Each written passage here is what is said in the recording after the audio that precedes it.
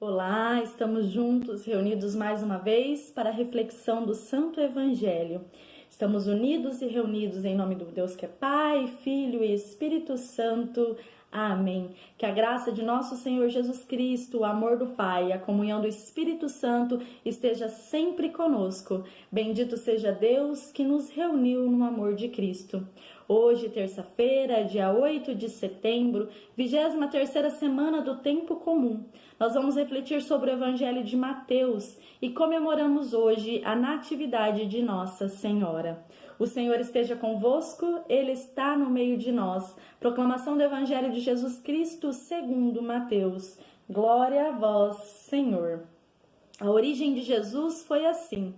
Maria, sua mãe, estava prometida em casamento a José, e antes de viverem juntos, ela ficou grávida pela ação do Espírito Santo. José, seu marido, era justo e, não querendo denunciá-la, resolveu abandonar Maria em segredo.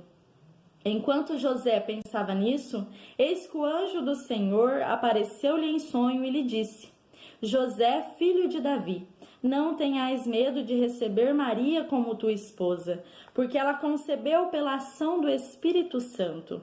Ela dará à luz a um filho, e tu lhe darás o nome de Jesus, pois ele vai salvar o seu povo dos seus pecados.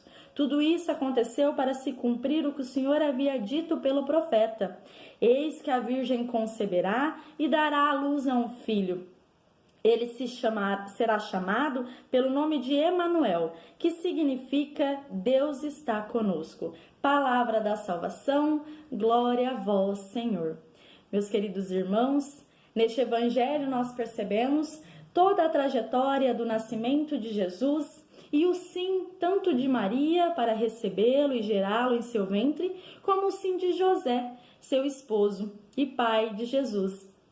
Ele que também renovou a sua fé, que acreditou no projeto da salvação e lutou lado a lado com Maria para receber e trazer Jesus ao mundo.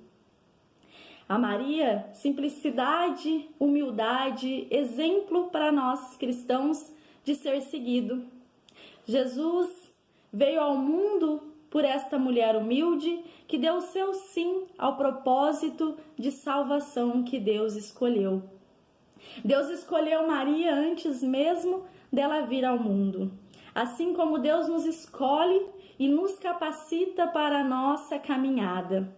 Antes mesmo de nós sermos gerados, Deus já nos escolheu e já nos revelou um propósito de vida, como Ele fez com Maria, como Ele fez com José.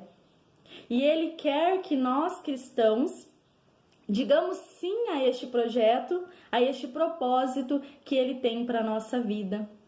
E quando a gente se sentir pequeno, quando a gente se sentir humilde, quando a gente se sentir incapacitado, que a gente possa lembrar que Deus ele não escolhe os capacitados, mas Ele capacita todo aquele que escolheu. E é na nossa humildade, na nossa pequenez que Ele nos faz grande. Porque todo aquele que serve, Ele capacita. Porque nós viemos ao mundo não para ser servidos, mas para servir aqueles que precisam. E se a gente pegar a primeira leitura de hoje, nós veremos também que ele fala sobre a cidade de Belém, onde Jesus nasceu. A pequena cidade de Belém, a menor entre todas as outras, mas foi ali, nessa pequena cidade, que foi escolhida para vir ao mundo o Salvador, para vir ao mundo Jesus Cristo. E isso nos traz o ensinamento da grandeza, que Deus ele não olha para nós pelas nossas obras grandes, mas pelas obras que nós fazemos dia a dia, pequenininha, mas com o coração grande. É o nosso coração que o Senhor olha e não as nossas atitudes grandes, grandiosas. A gente não precisa fazer alguma coisa e escancarar aos quatro ventos. Mas Ele olha aquela atitude pequenininha que a gente faz quando ninguém está olhando. Quando a gente estende a mão ao irmão sem ninguém saber. É isso que o Senhor olha. Quando a gente pensa no próximo mais do que em nós mesmos. É essas atitudes que o Senhor reconhece como boas atitudes de cristãos. Maria, ela renunciou toda a vida dela. Ela poderia ter dito: não, eu quero viver uma vida normal, eu quero casar, eu quero ter filhos com uma família normal. Mas não, ela aceitou o propósito de Deus para a vida dela. Ela disse sim. Ela renunciou às vezes o que ela queria para aceitar o propósito de Deus. E às vezes nós, irmãos, ficamos nos debatendo contra aquilo que o Senhor quer para a nossa vida. Não, Senhor, mas eu quero isso, eu quero aquilo. E aí o Senhor não nos dá, porque Ele sabe que aquilo não nos agrada, não é do agrado dEle para a nossa vida. E nós ficamos ali insistindo, brigando. Quantas vezes nós batemos de frente e questionamos os propósitos de Deus para a nossa vida? Ou quantas vezes nós somos chamados a seguir o Senhor e nós não dizemos o nosso sim? Que nós possamos seguir o exemplo de Maria, o exemplo de José, dizer sim aos propósitos que Deus tem para a nossa vida, dizer sim à caminhada, dizer sim ao anúncio do Evangelho, dizer sim ao irmão que precisa, que nós possamos levar sempre o amor de Jesus a todas as pessoas. Nós, como os cristãos, temos essa graça de amar Maria e não idolatrá-la como muitos pensam que nós idolatramos ela. Mas nós temos a graça de ter uma mãe, a mãe do nosso Salvador. Reconhecer Maria como nossa mãe, a nossa intercessora. Ela que carregou por primeiro Jesus em seu ventre e o trouxe ao mundo para nos salvar.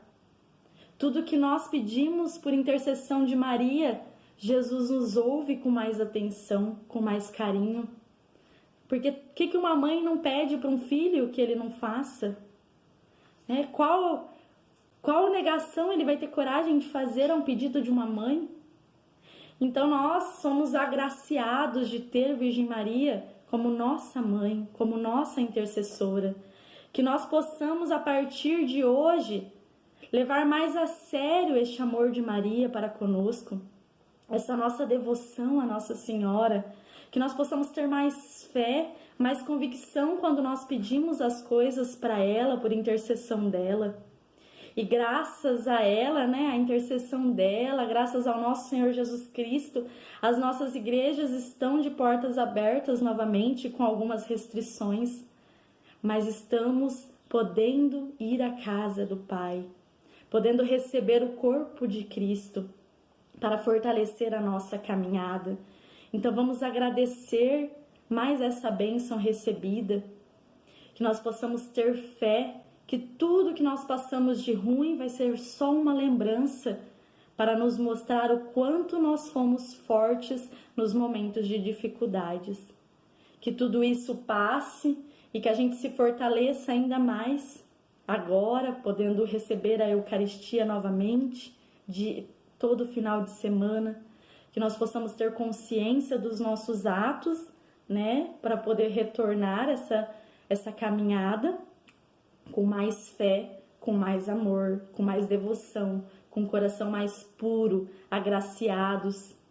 Gratidão a Deus por tudo aquilo que nós passamos e superamos, e nós estamos de volta. Também este mês é o mês da Bíblia, então que nós possamos dar uma atenção especial às leituras da Bíblia, que nós possamos reservar um tempinho do nosso dia a fazer uma pequena leitura ou continuar acompanhando os evangelhos diários, para que a gente se aprofunde ainda mais nos ensinamentos do Senhor. A Bíblia, ela é um livro vivo que fala conosco enquanto a gente lê.